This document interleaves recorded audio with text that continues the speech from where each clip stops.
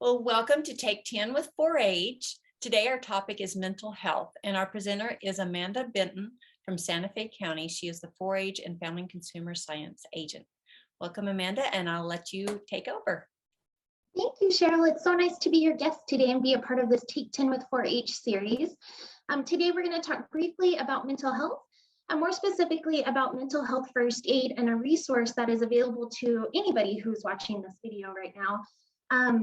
We have seen, unfortunately, an unprecedented increase in mental health challenges among adults and especially among youth, and then also substance use issues. And so New Mexico State University has really risen to the occasion and has researched some different programs that we can make available to you all to take advantage of and to get training to help deal with these issues and these challenges and concerns. And so the program we're going to highlight today, again, is Mental Health First Aid.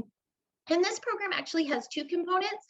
You can take it to help address a mental health concern with an adult, but the program we're especially addressing today is youth mental health first aid. And so this program is especially designed to help with youth 12 to 18 and really a little bit older than that who are dealing with a mental health challenge or a substance use issue. And so we'll get into the logistics of this course and if you want to take it, what that would look like, and make sure that you know it's available to you and easy to access.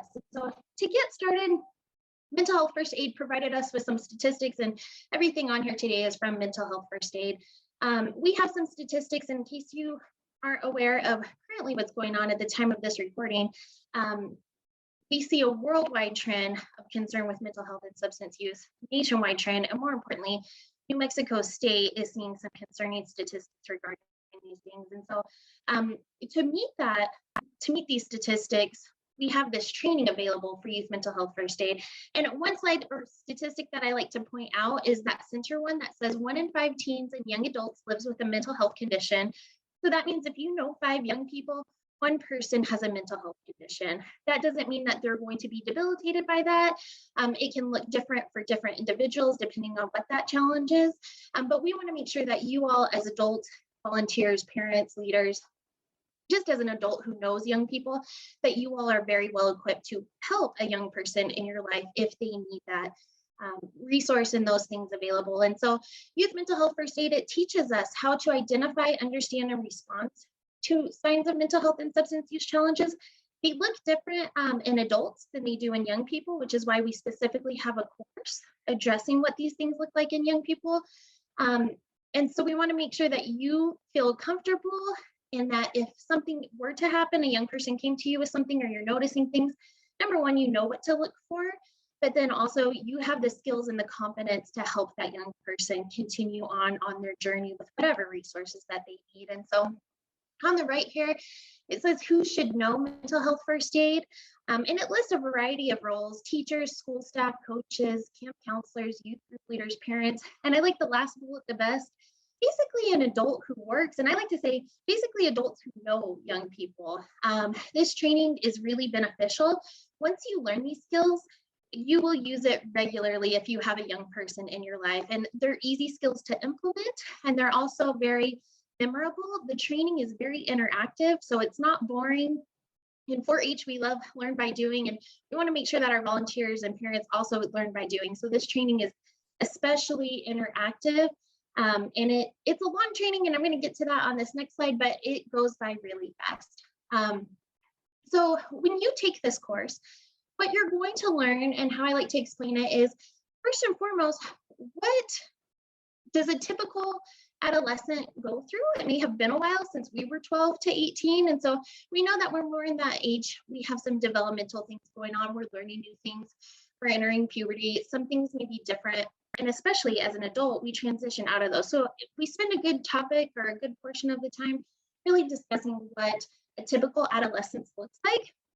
And then what might be not so typical, and where we might start to identify that there is a mental health challenge going on, and what we can do to help assist that. And the whole training is really reassuring that we are not asking anyone to perform therapy. Therapists and mental health professionals spend years upon years learning how to handle and how to deliver the appropriate services.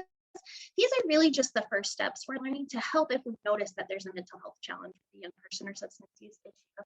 And so just like if we took first aid and CPR, let's say we took a CPR training and then we went to the grocery store after that training, someone fell down, we performed CPR on that individual.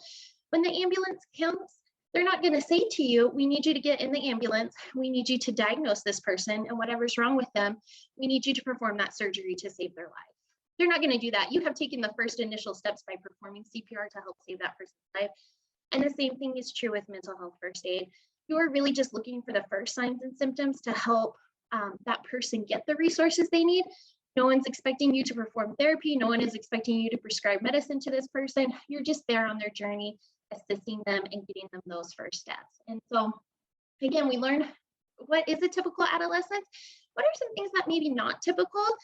Is Johnny just not showering because Johnny doesn't want to shower and he's in that stage of development? Or are we maybe leaning into some other things that we should be concerned about? And then once we identify that that young person may be having a mental health or substance use challenge, what do we do when they're in non-crisis mode?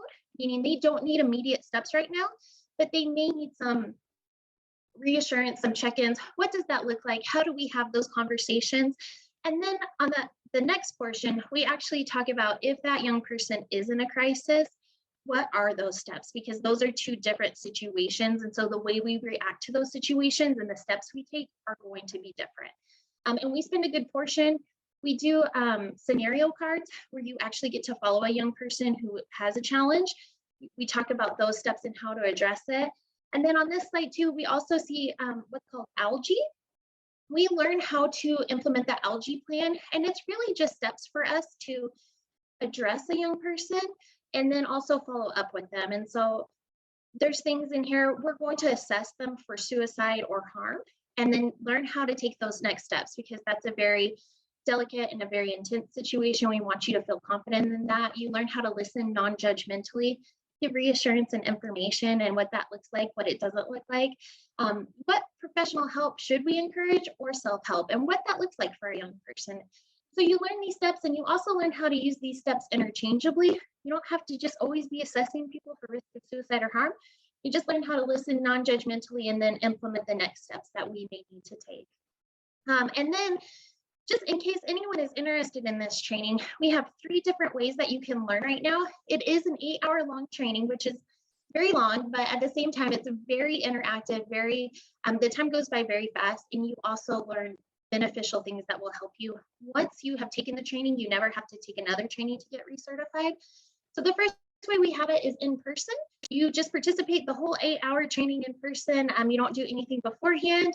Once it's done, you take a test and then you receive your certificate. The other 2 options we have are blended, or fully online.